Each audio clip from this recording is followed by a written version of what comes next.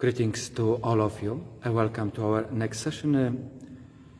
As I said, we'll be talking again about the image and likeness of God as the full capacity of our faith, the fullness of God, which is right in every person, in each of us, the fullness of life, love, truth, and salvation.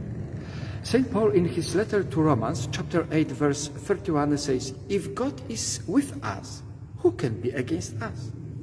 Who can be against the fullness of truth, life, love, and salvation in us, in you, and in me?"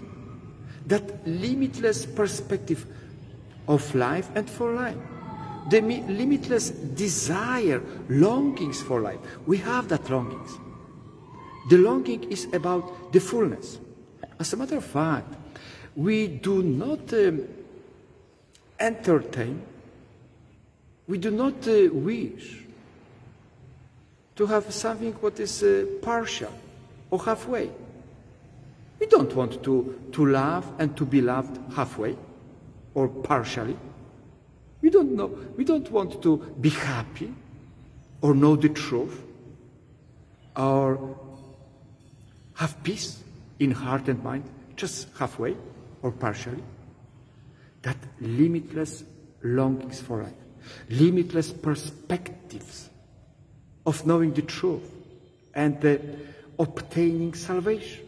This is that fullness of God's presence in every human person. If God is with us, who can be against us? We ask ourselves a question in such a way: who wants to restrain, to hamper, or even to destroy that fullness of life, love, and truth of God's presence in us? Who wants to do that? God? Surely not Him. He has created us in His own image and likeness, as we read in the book of Genesis 1:27, out of love. Love which is manifested, experienced, we grow and reach the fullness in the intimacy. That is love. So surely God cannot be against Himself in us. Or maybe a human person. Maybe you or me against myself. As a matter of fact, we don't have those tools and that power to hamper, to restrain, or to destroy the fullness of God's presence in us, His image and likeness. But through certain decisions, if we decide, for example, to listen to this word, only to this word, and we do not listen at all to God's words through Jesus Christ, we put ourselves in danger that one day we choose indirectly to reject God. We choose the existence, meaning life which is about me, for me, and with me. And that has nothing to do with the fullness of love, with the fullness of truth, with the fullness of life, with salvation. Not at all. There is one person who is against God, who fights with God, who does not love God, is Satan.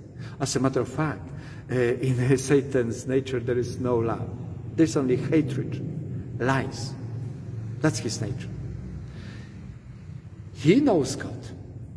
That's what we read in the Gospels. The evil spirit says to Jesus, "We know who you are, the Son of God." But he never, ever worships God. He never, ever, Satan, kneels down or prostrates himself in front of God in order to give the worship and honor to God. But he wants us to draw far from the fullness of God within us, to reject Him. Of course, he cannot touch the image and the likeness of God in us. He has no power. He was conquered by the cross and resurrection. He has no power. But he has a power to manipulate our logic and our emotions. And if we do not listen to God, but listen only to the word around us, people of the crowd, we put ourselves in danger that one day we reject his presence and we reject the fullness of God in us, the full potential of faith, his image and likeness. If God is with us, who can be against us? We ask ourselves, who can waken up the potential, the full potential of faith in us, meaning the image and likeness of God? Who can inspire, keep on inspiring the growth of that full potential, full presence of God in us? The Word? Oh, surely not. Not the Word.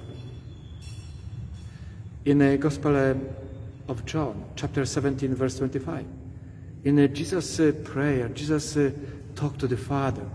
He says, Father, the world does not know. If the world does not know God, surely the world does not know the true dignity of a human person, which is the image and likeness of God, which is the fullness of life, love, truth, and salvation, just right in a human person, in you. The world is not interesting. It's not interesting at all in the image and likeness of God in you. It's not interesting in the truth and in salvation. So do not expect that the word can inspire you, can waken up within you that full potential of faith. Or maybe the people of the crowd of this world, maybe they have the power to inspire us. When we read the Gospel of John, chapter 1, verse 11, the Word came to his own. The Word, Jesus Christ, his own. We know that through the Word, everything came to be. And there is nothing what came to be without the Word. So he came to his own people. And his own people, they did not accept him. They rejected him. And in the same Gospel, chapter 3, verse 19, John explains, there are many people in the crowd of this world who prefer, who love more the darkness than the light. In other words, they love more the Satan because he is the darkness than the light, Jesus Christ. Why they do that? Many people ask and they say, why do they do that? And St. John explains, because of their evil deeds.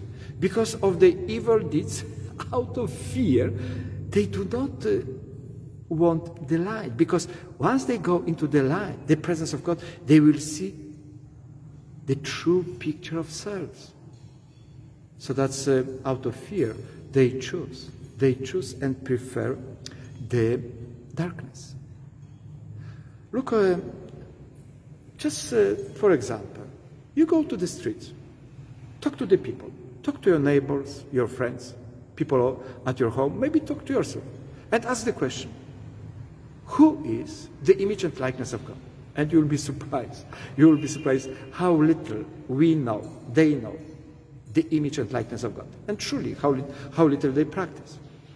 Ask another question. Do you believe, do you know that this image and likeness, the fullness of God, is right present in you? Again, they don't know. They don't believe. And they don't practice. They don't practice. But there are people who have accepted the Word, that Word who came to his own. John chapter 1, verse 12. They accepted. And the beautiful thing is, they received the power of becoming the children of God.